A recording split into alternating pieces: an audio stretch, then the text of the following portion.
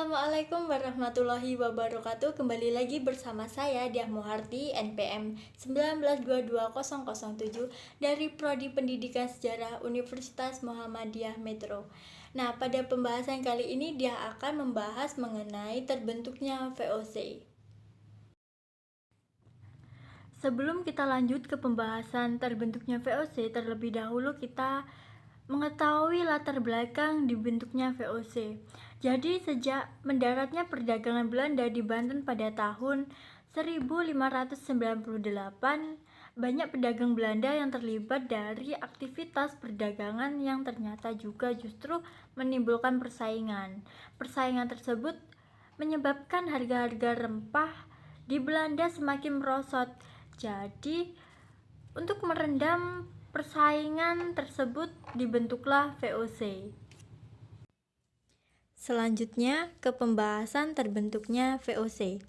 Pada tanggal 20 Maret 1602, Kerajaan Belanda membentuk Persekutuan Dagang Hindia Timur atau VOC.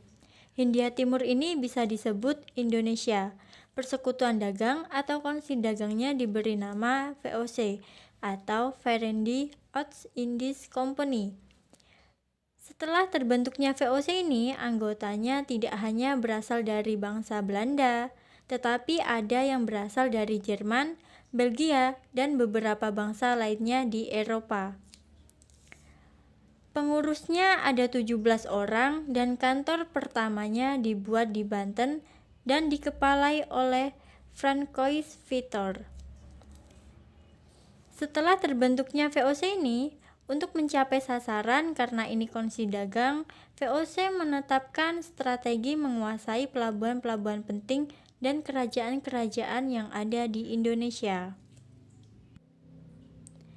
Yang selanjutnya, masa kekuasaan VOC. Untuk masa kekuasaan VOC ini, kita ketahui dulu tujuan pembentukan VOC. Yang pertama, membantu keuangan Belanda. Dengan terbentuknya VOC ini, keuntungan-keuntungan dari kongsi dagang ini dapat membantu keuangan dari bangsa Belandanya. Yang kedua, menyaingi pedagang dari bangsa lain.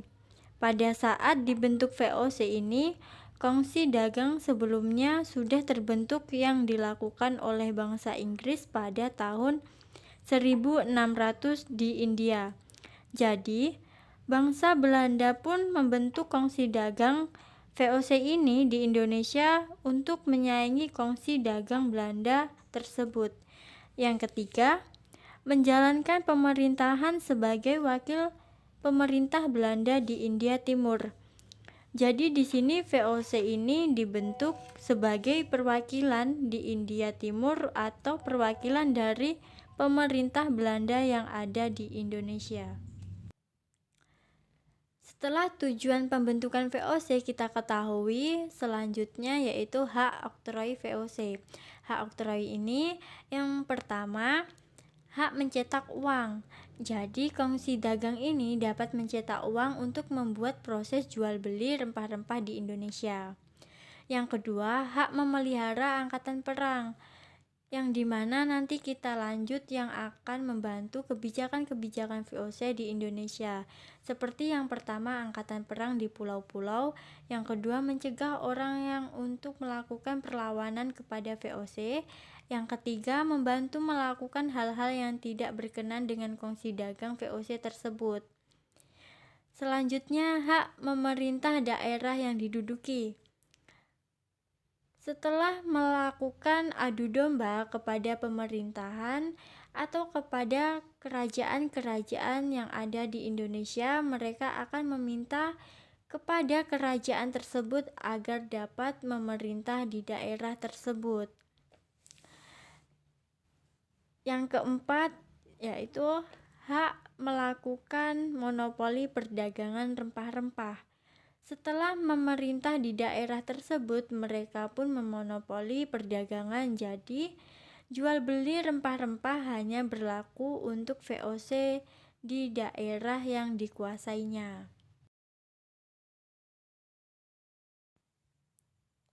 Masa kekuasaan VOC. Ada beberapa kebijakan-kebijakan dari VOC.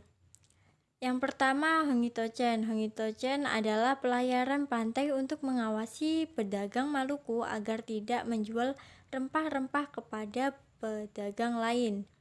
Yang kedua, ekstripansi. Ekstripansi adalah menebang tanaman-tanaman rempah yang diproduksi secara berlebihan.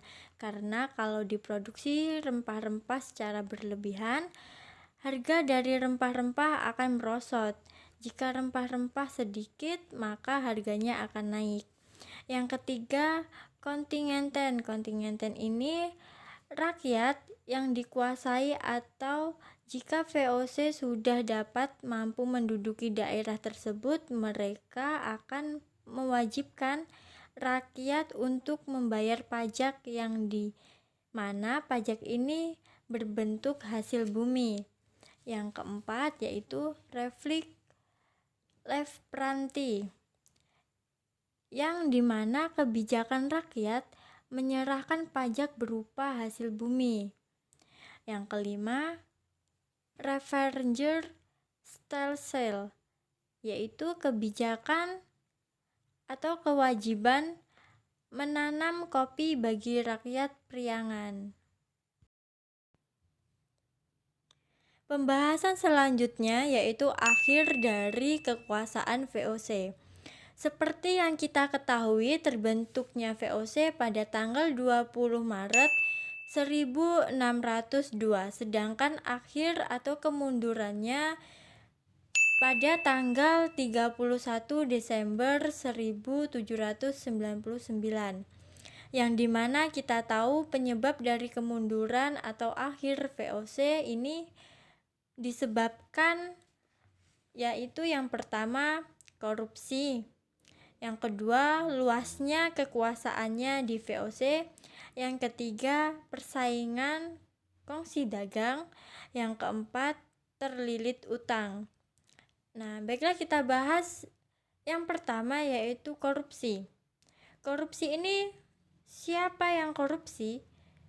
Yang korupsi adalah para pejabat yang menjabat di VOC-nya. Banyak para pejabat ini menggunakan jabatannya untuk memperkaya diri. Yang kedua, luasnya kekuasaannya di VOC. Jadi, membuat VOC ini kurang mampu untuk atau kewalahan dalam memerintah. Yang ketiga, persaingan kongsi dagang VOC. Jadi semakin banyak kongsi dagang yang terbentuk di Indonesia sehingga VOC ini semakin mengalami kemunduran. Yang keempat, terlilit utang. Karena banyaknya perlawanan daerah sehingga VOC harus mengumpulkan biaya untuk melakukan perang. Jadi karena kebanyakan biaya jadi terlilit utang sehingga pada tanggal 30 Desember 1799 pemerintah Belanda resmi membubarkan VOC. Itu tadi penjelasan mengenai terbentuknya VOC. Semoga bermanfaat buat kita semua. Saya akhiri. Wassalamualaikum